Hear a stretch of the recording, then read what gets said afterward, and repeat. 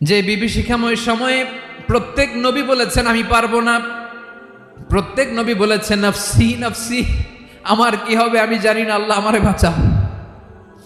প্রতিটি নবী বলবেন নফসি নফসি, আল্লাহ তুমি আমারে বাঁচাও আমারে বাঁচাও। বিশ্বনবী মাথা তুলবেন, তুলে বলবেন রব্বি হাবলি উম্মতি, আল্লাহ তুমি আমার গুনাহগার উম্মতকে বাঁচাও। এই দুনিয়ার বুকে রব্বুল আলামিন সব নবীকে একটা করে দাওয়া মুস্তাজাবা দিয়েছেন, মানে যে দোয়া করলে কবুল হয়ে যায় সাথে সাথেই। দাও বিহা, দুনিয়ার সব নবীরা ওই দোয়াটা দুনিয়ায় করে ফেলেছে।